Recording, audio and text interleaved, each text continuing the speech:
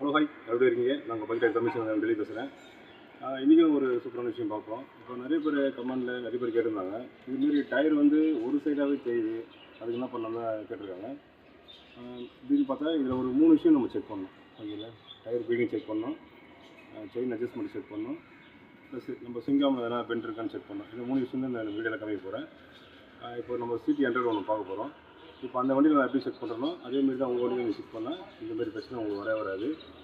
Tier one side தெரிஞ்சாவே நாளைக்கு நிறைய பிரச்சனை வரும். வாப்ளிங் வரும், உங்களுக்கு வண்டி ஜம்பிங் ஆகும், இந்தமாரி விஷயம்லாம் வரும். வண்டி ஓட்டுறதே ஒரு கம்ஃபர்டபுளாக உங்களுக்கு இருக்காது. ஓகேங்க, அதனால் இந்தமாரி டயர் ஒன் சைடு செஞ்சாவே அதுக்கு உடனே ஒரு வழியை பண்ணுறதுங்க கரெக்டாக. இந்த 3 விஷயம் வண்டி பண்ணுவோம், வேறு எதுவும் பண்ண வேணாம். அதுக்கு முன்னாடி நம்ம சேனலை சப்ஸ்கிரைப் பண்ணாங்க, மறக்காமல் சப்ஸ்கிரைப் பண்ணுங்கள். இப்போ அவங்க வீடியோ பார்க்கலாம். நம்ம இன்றைக்கி பார்க்க போகிறது ஒரு சிடி 100 தான் பார்க்க போகிறோம். இது கம்ப்ளைண்ட் பார்த்தா இப்போ நார்மலாக நிறைய பேர் கமெண்ட் பண்ணியிருந்தாங்க, டயர் வந்து ஒரு சைடாக தெரியுதுன்ட்டு.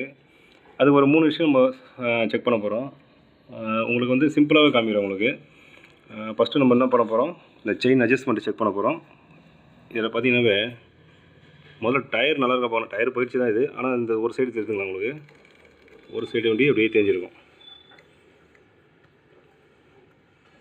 இந்த ஒரு சைடு தேஞ்சிருக்கும். இதில் ஒரு 3 விஷயம் செக் பண்ண போகிறோம். ஃபஸ்ட்டு விஷயம் பார்த்தீங்கன்னாவே இந்த டயர் பீடிங் பார்க்க போகிறோம். இந்த டயர் பீடிங்கில் இங்கே தெரியுதுங்களா, இந்த லைன் வந்து உள்ளே போய்ட்டுருக்கு. அப்படியே பொறுமையாக சுற்றி பார்த்தா இங்கே பாருங்கள், இந்த லைன் அப்படியே வெளில வந்திருக்கு. இது ஒரு ஃபஸ்ட்டு காரணம். ஓகேங்களா?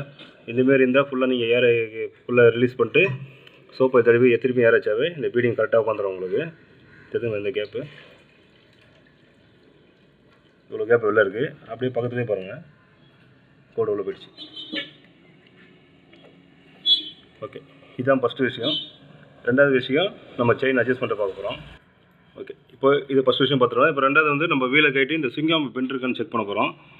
இது பெண்ட் இருந்தால் கூட கண்டிப்பாக டயர் வந்து கண்டிப்பாக ஒரு சைடு தெரியும். இப்போ நம்ம வீலை கட்டுறோம் பாருங்கள். இதுக்கும் நம்ம சேம் தாங்க. இது வந்து 17 நம்பர் நெட்டு வரும். நிறைய பேர் கேட்டிருந்தாங்க இந்த சிடி 100 பற்றி சொல்லுங்கன்ட்டு. இது ஃபுல் சர்வீஸ், ஜெனரல் சர்வீஸ் தான் வந்திருக்கு. இதனால் டயர் ஒரு சைடே தெரியுது. அதுக்கு இந்த விஷயம் கண்டிப்பாக போட்டாகணும். வீலை கட்டுறோம்.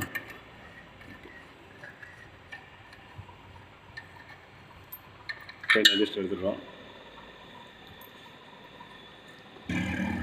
ஓகே, பிரேக் ராடு நெட்டு நம்ம கட்டுறோம். இப்போ சிடி 100 தான் இந்தமாரி பிரேக் ராடில் கொடுத்துருப்பாங்க நெட்டு. நம்ம ஈஸியாக கையிலே பண்ணலாம். மற்றது நம்ம டூல்ஸ் தேவைப்படும். ஓகே, இதை கட்டிட்டு கீழே பார்த்திங்கன்னா ஸ்டாப்பர் போல்டு இதை கட்டணும்.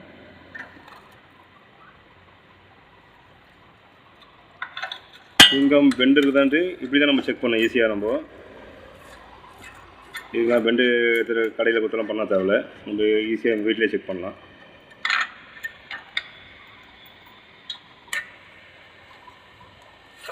ஓகே, எடுத்தாச்சு, இதையும் கட்டியாச்சு.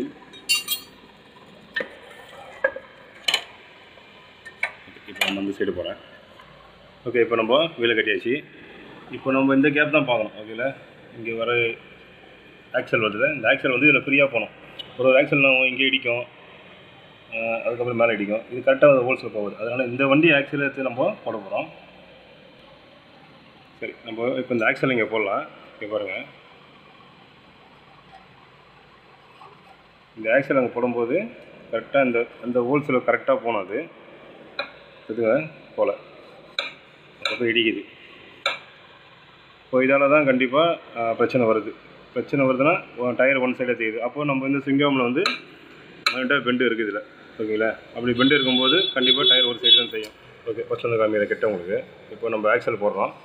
ஆக்சல் போட்டோன்னா கரெக்டாக இந்த ஹோல்ஸில் போனோம். இந்த ஹோல்ஸில் போய் செட் ஆகலை, இடிக்குது. இப்போ நம்ம என்ன பண்ணுவோம், இப்போதைக்கு நம்ம அட்ஜஸ்ட் பண்ணுற மாரி தான் இருந்தால் இதை நம்ம லைட்டாக இப்படி பெண்டு தூக்கிட்டு அப்படி அழுத்தி போடுவோம். அதை ஓகே, அழுத்தி இப்படி போடலாம். இப்போதைக்கு வண்டி ஓடும். ஆனால் என்ன பண்ணுவோம், டயர் வந்து கண்டிப்பாக ஒரு சைடு வந்து தேஞ்சினே தான் இருக்கும். அதுக்கு நீங்கள் என்ன பண்ணாலும் கண்டிப்பாக சரியாகுது. இதை நம்ம பெண்ட் எடுத்தால் தான் ஓகே. இது லைட்டாக மைனடாக பெண்டு தான் இருக்குது. இந்த ஃபோர்க் பெண்டு கடையில் விட்டு ஃபோர்க் பெண்டு கடை இருக்குது, அவங்ககிட்ட பட்டவே இதுனா அப்படியே ஒரே வீலை வண்டி கட்டி ஒரே பெண்டு எடுத்துருவாங்க. சிங்கம் மொத்தமெல்லாம் கட்டு தேவை. இது இப்போ நீங்களே பார்த்துருக்கீங்க ப்ராப்ளத்தை. சரிங்களா? இதை போயிடுது. ஓகே, இப்போது இதை நம்ம பெண்ட் எடுத்து போட்டுடலாம், ஒன்றும் பிரச்சனை இல்லை. இது என்ன மேட்டர்னா ஒரு சமயம் இது நல்லா இருக்குது, இப்போது கரெக்டாக இது ஹோல்சேல் அப்படி போகுது அப்படின்னு பார்த்தா நம்ம செயின் அட்ஜஸ்ட்மெண்ட்டை பார்க்கணும். இப்போ நம்ம வீலை மாட்டிட்டு இதை நம்ம தூக்கி தான் மாட்டணும், பெண்டு நம்ம அப்புறம் எடுத்துக்கலாம். இப்போ செயின் அட்ஜஸ்ட்மெண்ட் எப்படி கரெக்டாக நான் காமிக்கிறேன் உங்களுக்கு. டயர் பீடிங் செக் பண்ணாவே இந்த ப்ராப்ளம் இருக்காது. சிங்கமில் பெண்டு இருந்தால் கண்டிப்பாக உங்களுக்கு ஒரு சைடு டயர் கண்டிப்பாக தெரியும். சரி, வீலெல்லாம் மாட்டிட்டு செயின் அட்ஜஸ்ட்மெண்ட் கரெக்டாக செக் பண்ணி காமிக்கிறேன் உங்களுக்கு. ஓகே, சீட் ஹேண்டலில் பார்த்தீங்கன்னா நம்ம எத்தனை டக்குனு வீலை மாட்டக்கூடாது. ஃபஸ்ட்டு இந்த பிரேக் ராட் இருக்குல்ல, கேம், ஃபஸ்ட்டு அதை மாட்டணும். ஏன்னா இந்த வண்டிக்கு வந்து மற்ற வண்டி மாதிரி கிடையாது, பிரேக் ராடு கொஞ்சம் பெருசு இது. அதனால் நீங்கள் வீலை மாட்டிட்ட பிறகு பிரேக் மாட்டுறதுக்கு ரொம்ப கஷ்டமாக இருக்கும். அதனால் நீங்கள் மாட்டும் போது ஃபஸ்ட்டு ராடை மாட்டிட்டு அதுக்கப்புறம் வீல் ஆக்சல்.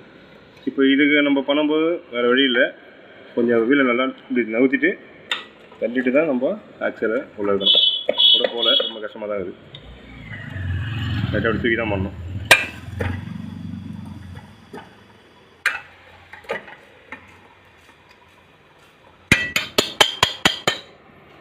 ஓகே, இதுக்கு கண்டிப்பாக நம்ம பெண்ட் எடுத்து தான் ஆகணும். இப்போ தற்சமயத்துக்கு மொபைலை மாட்டி காமிக்கிறேன்.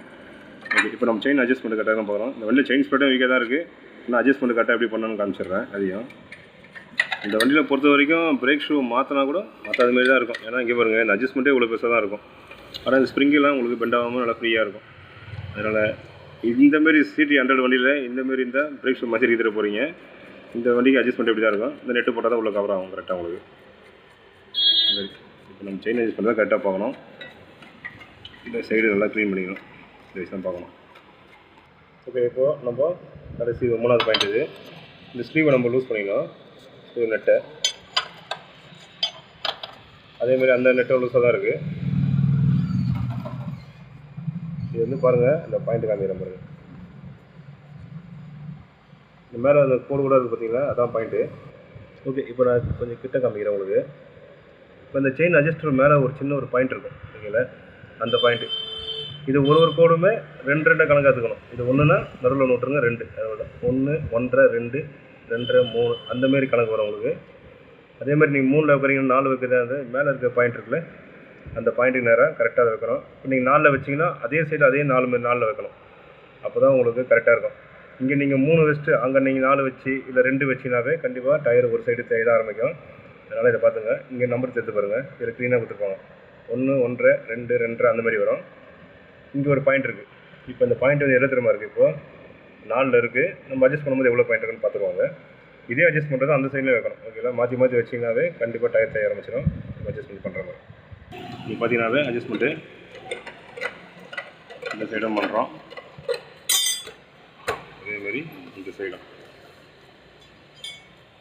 இதேமாரி ஒரே அட்ஜஸ்ட்மெண்ட் கரெக்டாக பண்ணிங்கனாவே செயின் உங்களுக்கு ஏறி இறங்காது ஓகேங்களா. செயின் ஸ்ப்ரைடும் லைஃப் இருக்கும் உங்களுக்கு. ஓகே, இந்த அட்ஜஸ்ட் பண்ணி பாருங்கள். 1 2 3 4 4ல் இந்த பாயிண்ட்டை நம்ம வச்சுருக்கோம். இங்கே இது தெரியும் உங்களுக்கு. இல்லை இப்போ அதேமாரி இப்போ செயின் கரெக்டாக இருக்குங்க உங்களுக்கு. இது 20 30 ப்ளே இருக்கணும் ஓகே எம்எம். இப்போ அதேமாதிரி அந்த சைடும் பார்க்கணும். ஓகே, அதுலேயே இந்த சைடில் பாருங்கள், கொஞ்சம் க்ளீனாக தெரியுங்க. விட்டுதுங்க. 1 2 3 4 கரெக்டாக இதே 4 பாயிண்ட்டு இதேமாதிரி தான் கரெக்டாக. இதில் அரை பாயிண்ட்டு ஒரு பாயிண்ட் நீங்கள் எக்ஸ்ட்ரா வச்சாவே கண்டிப்பாக டயரு ஒரு சைடு தேய ஆரம்பிச்சிடும். ஓகே, ஒரு டயரு ஒரு சைடாக தேய்தான் இருந்தால் இந்த 3 விஷயம் செக் பண்ண போகிறோம்.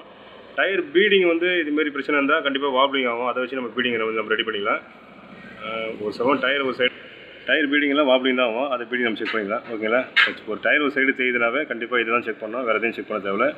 நம்ம இதோ நல்ல வீடியோ பார்ப்போம். பாய். ஓகே, இந்த வீடியோ கண்டிப்பாக எல்லாருக்குமே யூஸ்ஃபுல்லாக இருக்கும். நீங்களும் அந்த வீடியோ வந்து ஸ்கிப் பண்ணாமல் பாருங்கள். உங்கள் ஃப்ரெண்டுங்களுக்கும் ஷேர் பண்ணுங்கள், அப்போ தான் அவங்களுக்கு அந்த இது தெரியும். உங்கள் ஃப்ரெண்டு வண்டிக்கு இந்தமாதிரி பிரச்சனை இருக்கும்போது நீங்கள் இந்தமாரி ஒரு ஐடியா கொடுத்தாவே ஒரு கெட்டு தானே. அதனால் நம்ம சேனல் வந்து கண்டிப்பாக ஃபுல்லாக பாருங்கள் இந்த வீடியோவை. நிறைய பேர் கமெண்ட் பண்ணுறீங்க, கண்டிப்பாக நான் ரிப்ளை பண்ணி தான் இருக்கிறேன். அது என்ன சொன்ன மாதிரி தான், கமெண்ட்டுக்கு ரிப்ளை பண்ணாலும் கண்டிப்பாக இந்த வீடியோ உள்ளே இருக்கும். அதேமாதிரி எல்லா கமெண்ட்டும் பார்ப்பேன். அதுக்கேற்ற மாதிரி எதனா வண்டி எதனா வந்துச்சுன்னா கண்டிப்பாக வீடியோ வந்து நான் ரிப்ளை பண்ணுவேன் உங்களுக்கு. இதே நல்ல வீடியோ பார்ப்போம். பை.